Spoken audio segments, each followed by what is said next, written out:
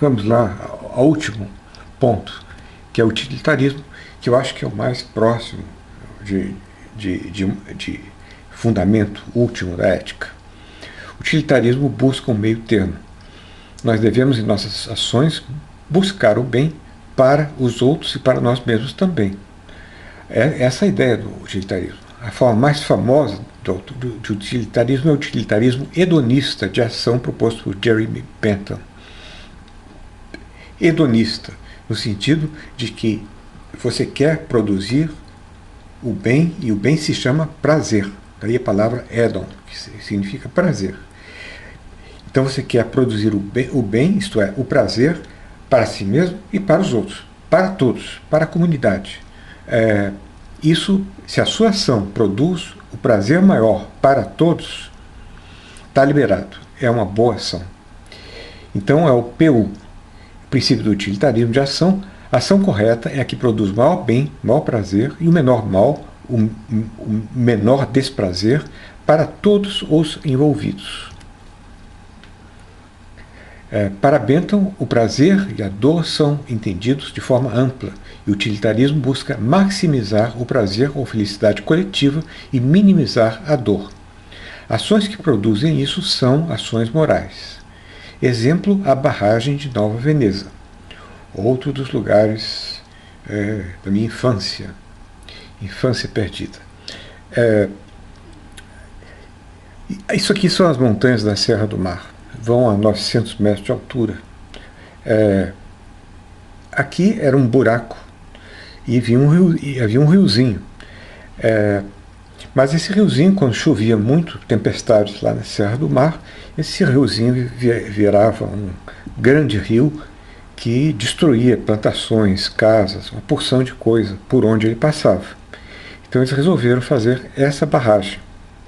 Agora, bem maior para a maioria, utilitarismo, pensamento utilitarista.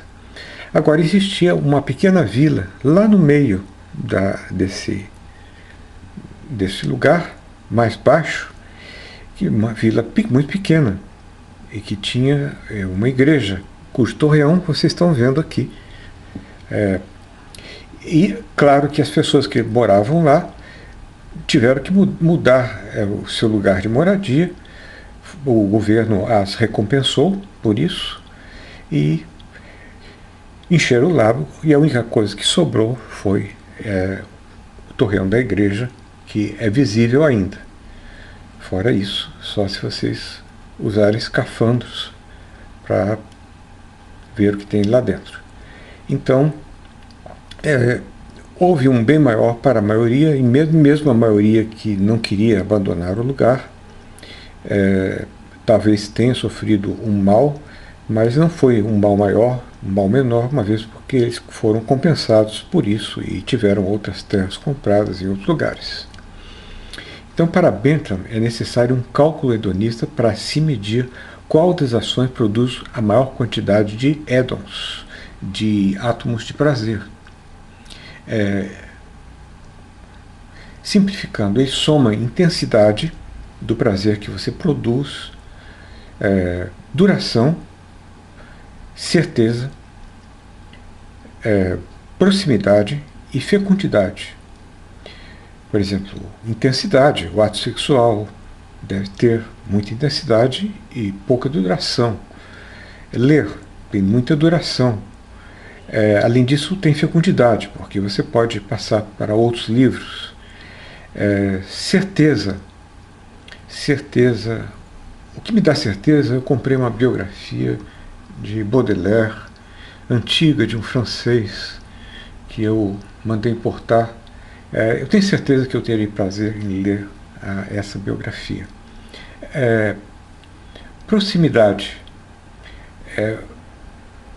Também é importante. Você sabe o que causa prazer quando se trata daquilo que está próximo de você, seus familiares, por exemplo, mas você não sabe o que causará prazer para as pessoas que habitam o Himalaia ou coisa assim, estão longe de você. Mas há outras razões para a proximidade e eu não vou entrar nisso aqui.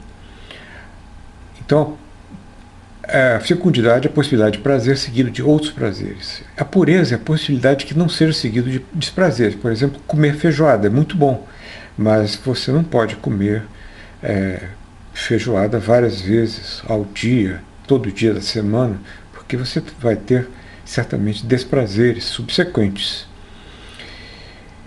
Então, nós somamos os prazeres para todas as pessoas e diminuímos os desprazeres e teremos o balanço moral que produz o resultado. E se no balanço final nós tivermos uma ação que ganha de todas as outras, no sentido de que produz mais prazeres sobre desprazeres, então essa será a ação a ser escolhida.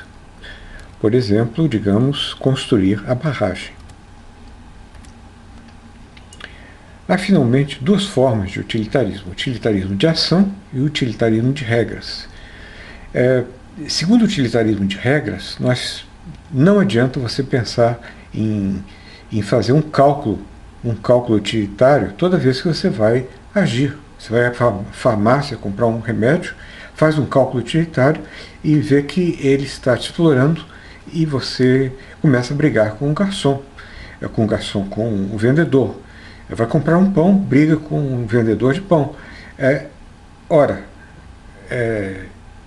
Existem pessoas assim, mas elas não estão sendo racionais, porque o racional é, nesses casos, seguir o utilitarismo de regras. Você segue as regras, regras que foram socialmente estabelecidas, e esse estabelecimento social das regras fez com que um bem maior fosse produzido. Por exemplo, o vendedor de pão pode estabelecer o preço que ele quiser, contanto que ele nos apresente o preço da mercadoria. A mesma coisa com relação ao medicamento, etc. Então, o cálculo hedônico é primeiramente aplicado à regra. Formam-se regras que produzem um bem maior para a maioria. E apenas em casos excepcionais você poderia não seguir regras, ou para o verdadeiro utilitarista de regras, nem em casos excepcionais. Você sempre você segue as regras que produzem um bem maior, talvez um prazer maior, se for um utilitarista de regras hedonista. Então, uma vez que elas estejam estabelecidas, nós devemos seguir sem necessidade de fazer cálculo algum. O cálculo é feito para a produção das regras. Para terminar, há o utilitarismo de dois níveis proposto por Harry, que eu acho mais simpático, mais plausível. Geralmente, diz ele, nós seguimos as regras e nos comportamos como servos. Mas há situações nas quais a vantagem social de se romper com o sistema de regras é grande demais.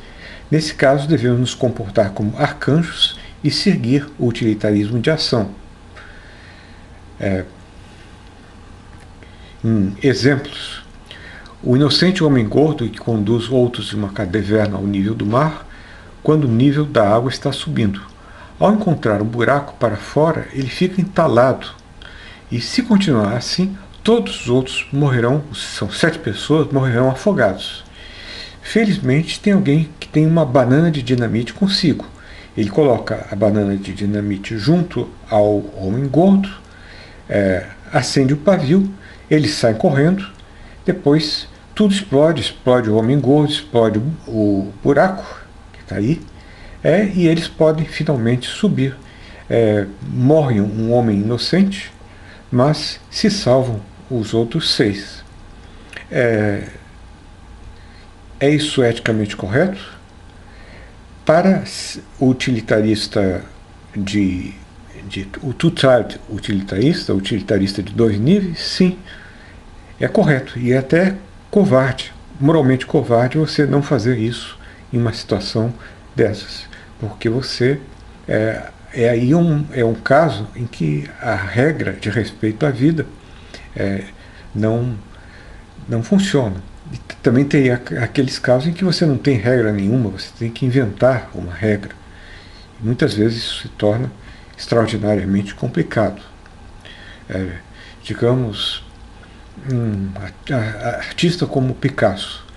Picasso fez uma porção de coisa errada. Ele tinha mulheres, teve uma mulher dele que era menor de idade, ele teve que fugir de Paris por causa disso. Mas depois ele as abandonava. E ele era sádico e utilizava o sofrimento delas como motivo para pintar seus quadros. E quase enlouqueceu por algum tempo uma delas, uma fotógrafa, e ele teve prazer em ver duas mulheres dele se digladiarem para saberem qual seria a sua escolhida. Ora, eu vi muita gente, a maior parte das pessoas, dizerem que isso era lamentável. Eu vi a filha dele, a Paloma, dizer que querer que ele fosse um gênio, tudo bem, mas querer que ele fosse também um santo, além de gênio, é querer muita coisa. E eu vi alguém defendê-lo, que foi um intelectual americano, Norman Mailer, que disse que está certo que ele tenha causado sofrimento a outras pessoas. Ele mesmo disse que quando morrer seria como um transatlântico afundando, levando consigo um monte de gente. Mas, se nós vemos os resultados, as obras de arte inigualáveis, talvez as melhores do século XX, valeu a pena. Isso da parte de Norman Mailer, que uma vez esfaqueou a sua esposa, mas isso é outra história.